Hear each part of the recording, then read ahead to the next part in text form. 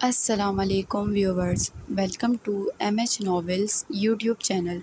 I am Mrs Huzaifa اور آج ہم پڑھیں گے ناول آپ کی کشش بائی ایم ایچ ناولس کی ایپیسوڈ نمبر 1۔ لیکن ویڈیو کو اسٹارٹ کرنے سے پہلے کر دیجئے چینل کو سبسکرائب اور بیل آئیکن کو کلک کرنا بالکل نہ بھولیں۔ تو بغیر وقت ضائع کرتے ہیں ناول کو اسٹارٹ۔ مجھ پر یہ ظلم نہ کریں شاہ صاحب، رحم کریں مجھ پر۔ اتنے میں پیچھے سے کسی نے اس کی گردن دبوچی تھی۔ ہاں تو آپ کیا کہہ رہے تھے مسٹر بلال حیدر شاہ؟ ارے کچھ نہیں بھائی، میں تو بس شاہ صاحب کو یہی کہہ رہا تھا کہ جب تک شاہ صاحب کی بیگم میرا مطلب ہے میری پیاری امی جان مقابل کی گھوری سے فوراً تصحیح کی گئی تھی۔ دوسرا پراٹھا لا رہی ہیں تب تک آپ میرا پراٹھا لے لیں۔ گردن چھوڑ دی گئی تھی۔ بلال حیدر شاہ کی کرسی پر قبضہ کرے اب وہ دونوں باپ بیٹے اسی کے پراٹھے سے بھرپور انصاف کر رہے تھے۔ سامنے بیٹھی بی جان اپنے چھوٹے پوتے کا پھولا منہ دیکھ کے اپنی ہنسی چھپانے کی ناکام کوشش کر رہی تھی۔ تبھی گل بیگم کچن سے 2 گرما گرم پراٹھے لیے باہر آئی تھیں۔ اپنے چھوٹے بیٹے کا منہ دیکھتے وہ اپنے شوہر اور بڑے بیٹے کی حرکت سمجھ چکی تھی۔ بی جان آپ کو چائے لا دوں؟ بلال شاہ کی پلیٹ میں پراٹھا رکھتے گل بیگم نے بی جان سے پوچھا۔ بی جان، گل بیگم اور حیدر شاہ تینوں ہی فجر میں اٹھ جاتے تھے اور نماز فجر اور تلاوت قرآن پاک سے فارغ ہو کر ناشتہ بھی کر لیتے تھے، لیکن پھر بھی اپنے دونوں بیٹوں کے ساتھ ڈائننگ ٹیبل پر بیٹھ کر چائے ضرور پیتے تھے۔ آج اتوار کا دن تھا تو ناشتہ دیر سے ہو رہا تھا۔ ہاں بہو، لیکن آدھا کپ دینا۔ ارے وانی نہیں اٹھی ابھی تک؟ اس سوال پر کسی کا نوالا توڑتا ہاتھ پل بھر کو رکا تھا۔ جی بی جان، میں ابھی اٹھا کر آئی ہوں، آتی ہوگی۔ کسی کا دل کھانے سے اچاٹ ہوا تھا۔ ماں، میری کافی؟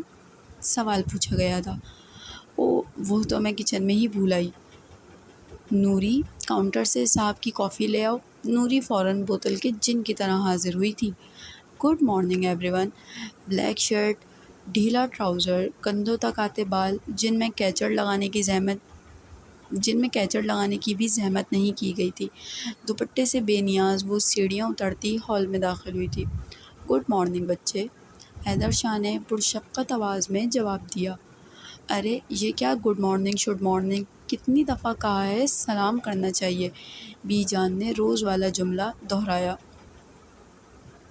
ارے بی جان آپ چھوڑیں اس چڑیل کو، آپ چائے پئیں۔ بلال کہاں چپ بیٹھ سکتا تھا۔ تم خود ہوگے چڑیل، وانی چیخی تھی۔ چڑیل فیمیل ہوتی ہے۔ بلال دانتوں کی نمائش کرتا اسے تپا چکا تھا۔ بھاڑ میں جاؤ۔ کیسے ہو وجی؟ وہ بلال پر 2 حرف بھیجتی اپنے مطلب پر آئی تھی۔ Just shut up. وجدان حیدر شاہ، ناٹ وجی۔ کافی کا کپ ٹیبل پر پٹکتے وہ اپنے غصے پر قابو کرتے وہاں سے واک آؤٹ کر گیا تھا۔ اس کے جاتے ہی وانیہ دوبارہ سونے کا سوچتے اوپر اپنے کمرے کی طرف چل دی۔ ہر بار کی طرح اس بار بھی اثر تو اس پر ہوا نہیں تھا۔ بلال شاہ بھی اپنی ماں کی طرف دیکھتے اپنے کمرے کی جانب چل دیا۔ گل بیگم ایک نظر اپنے مزاجی خدا پر ڈالے ٹیبل سمیٹتی کچن کی طرف چل دیں۔ سلطان شاہ اور نور جہاں بیگم کے 2 بیٹے تھے۔ بڑے حیدر شاہ، جن کی شادی بی جان نے اپنی مرضی سے اپنی دوست کی بیٹی گلزیب سے کی تھی، جو بہت سلجھو اور نفیس طبیعت کی مالک تھیں اور ایک بہت اچھی بہو ثابت ہوئی تھیں۔ اللہ نے شادی کے پہلے سال ہی ان کو اپنی رحمت سے نواز دیا تھا، جس کا نام بی جان نے وجدان شاہ رکھا۔ چھوٹے بیٹے عدیل شاہ، جنہوں نے اپنی کلاس میٹ ثمینہ ملک سے اپنی پسند کا اظہار کیا تھا، اور سلطان شاہ اور بی جان کو بھی ان کا گھرانہ کافی معقول لگا تو 1 سال میں عدیل شاہ کی بھی شادی ہو گئی تھی۔ ثمینہ بیگم بھی گھر جوڑ کر چلنے والی خاتون ثابت ہوئی تھیں۔ عدیل شاہ کی شادی کے 1 سال بعد اللہ تعالیٰ نے ایک بار حیدر شاہ کو اپنی نعمت سے نوازا جس کا نام عدیل شاہ نے بلال شاہ رکھا۔ بلال شاہ کی پیدائش کے بعد ثمینہ بیگم کچھ چپ سی ہو گئی تھی۔